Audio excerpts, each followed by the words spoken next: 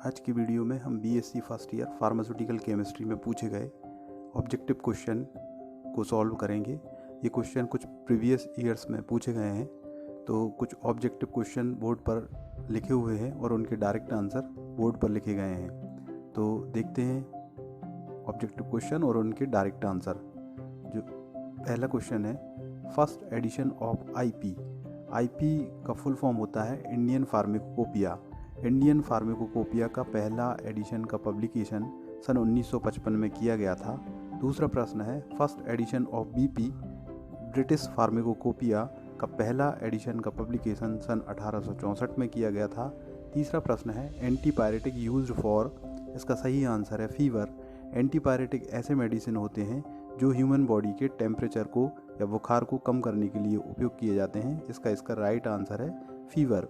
Antipyretic की तरह ही और अन्य प्रकार के मेडिसिन के क्लासिफिकेशन किए गए हैं, जैसे एनाल्जेसिक, एनास्थेटिक्स। उनकी डिफरेंट एग्जाम्पल और डिफरेंट कैटेगरीज होती हैं। अगला प्रश्न देखते हैं, carbohydrate stored in human body. Carbohydrate का ह्यूमन बॉडी में स्टोर किस फॉर्म में किया जाता है? इसका राइट आंसर है ग्लाइकोजन। एक्चुअली में ग्लाइकोजन ग्लूकोज का एक पॉलीमर होता है जो कि ह्यूमन बॉडी में स्टोर किया जाता है। जिस प्रकार से प्लांट्स में स्टार्च स्टोर किया जाता है, उसी प्रकार से ह्यूमन बॉडी में ग्लाइकोजन स्टोर किया जाता है। इसीलिए ग्लाइकोजन को एनिमल स्टार्च भी कहा जाता है। अगला प्रश्न है, ड्रग रिसेप्टर्स आर। जो ड्रग रिसेप्टर्स होते हैं वो क्या होते हैं? उसका सही आंसर है मैक्रोमोलिक्यूल्स। ड्रग रिसेप्टर बॉडी में उपस्थित कोशिकाओं की बाहरी सतह पर उपस्थित लार्ज मॉलिक्यूल होते हैं जो कि आउटर सरफेस पर उपस्थित रहते हैं। ये केमिकली प्रोटीन होते हैं और एंजाइम की तरह कार्य करते हैं। इन्हें हम ड्रग रिसेप्टर्स कहते हैं। अगला प्रश्न है, इंड्यूस्ड फिट थ्योरी किसने दी थी? तो ड्रग रिसेप्टर थ्योरीज में से एक प्रमुख है इंड्यूस्ड फिट थ्योरीज। इसको कोसलैंड नाम के वैज्ञानिक ने दी थी। अगला प्रश्न है, alkaloid obtained from. Alkaloid plants से प्राप्त होने वाले कुछ नेचुरल प्रोडक्ट होते हैं जिन्हें हम एल्कोलॉइड्स कहते हैं। अगला प्रश्न है, फादर ऑफ होम्योपैथी। होम्योपैथी के जनक कौन कहलाते हैं? तो इसका सही आंसर है सर हैनीमैन।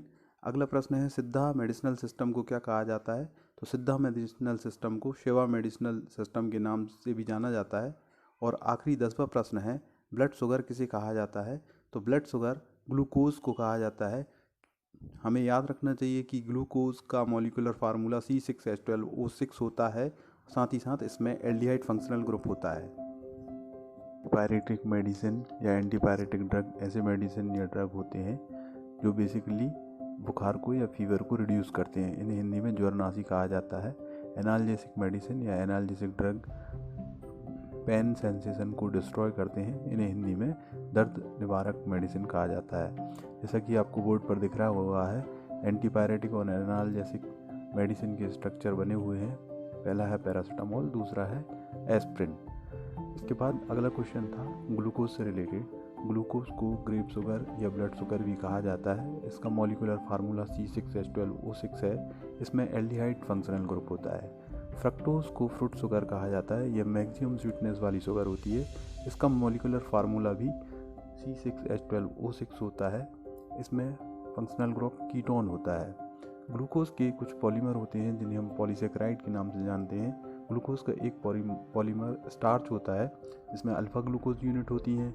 फोटोसिंथेसिस के दौरान प्लांट्स अपने फूड मटेरियल को स्टार्च के रूप में संरक्षित रखते हैं। सेलुलोज एक दूसरा पॉलीसेकेराइड होता है जिसमें बीटा ग्लूकोज यूनिट्स पाई जाती हैं जो प्लांट की सेल वाल या कॉटन में मैक्सिमम उपस्थित होता है। ग्लाइकोजन को ह्यूमन बीइंग और एनिमल्स फूड स्टोरेज के रूप में रिजर्व रखते हैं।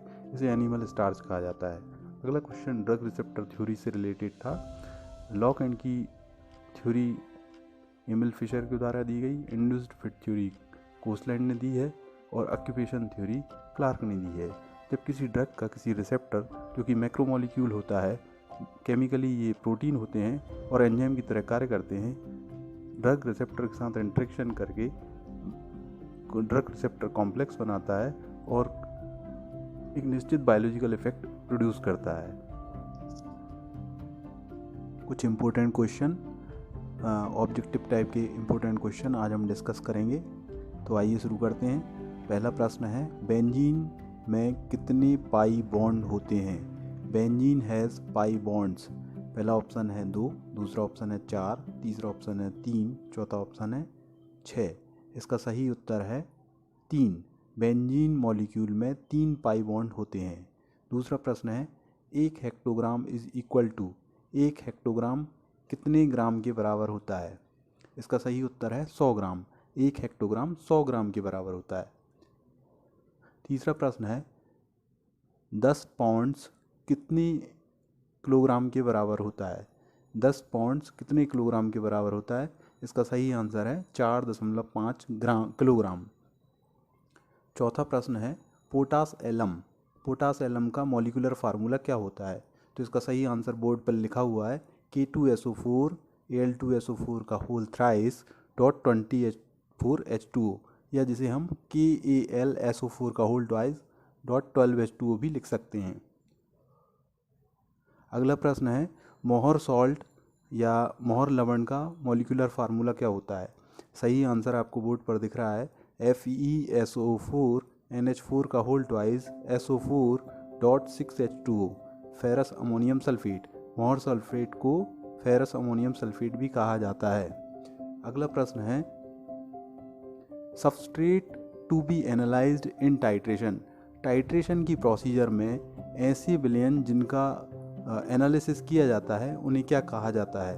पहला ऑप्शन है टाइट्रेट, दूसरा ऑप्शन है टाइट्रेंट, तीसरा ऑप्शन है एनालाइट, चौथा ऑप्शन है बोथ A एंड C दोनों। तो इसका सही आंसर है चौथा option, both A and C दोनों।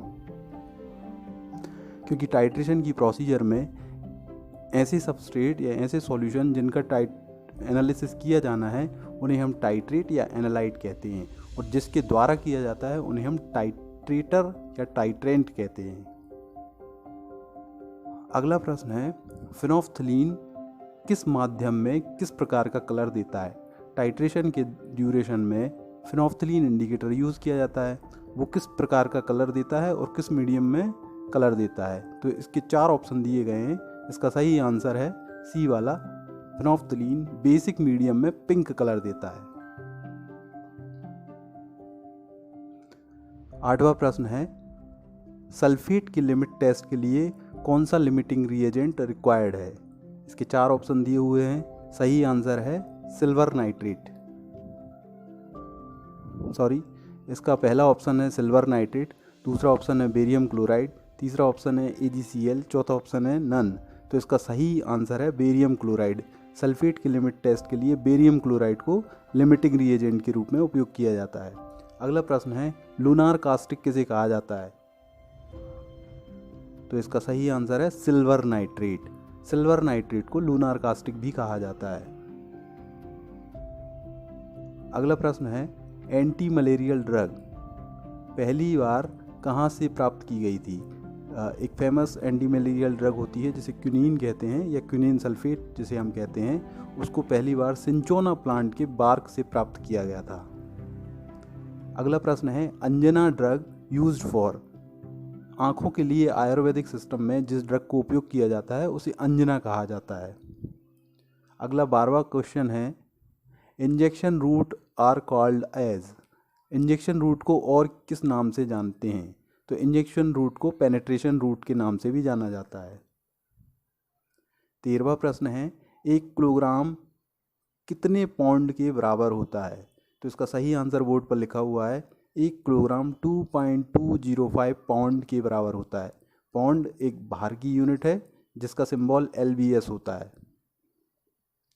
अगला प्रश्न है, C6H6 has pi electrons, C6H6 benzene होता है, और प्रश्न पूछा गया है कि बेंजीन में कुल पाई इलेक्ट्रॉनों की संख्या कितनी होती है? इसका पहला ऑप्शन है 3, दूसरा ऑप्शन है 2, तीसरा ऑप्शन है 6 और चौथा ऑप्शन है 2, जो कि गलती से रिपीट हो गया है, लेकिन इसका सही आंसर है 6। तो बेंजीन में कुल पाई इलेक्ट्रॉनों की संख्या 6 होती है। अगला और आखिरी प्रश्न है 15वां नंबर का, नो बॉन्ड इफेक्ट को क्या कहा जाता है? पहला ऑप्शन है रिजोनेंस, दूसरा ऑप्शन है इंडक्टिव इफेक्ट, तीसरा ऑप्शन है हाइपर कंजुगेशन। हाइपर कंजुगेशन, तो इसका सही आंसर है no bond effect, hyperconjugation या अतिसंयुग्मन को कहा जाता है।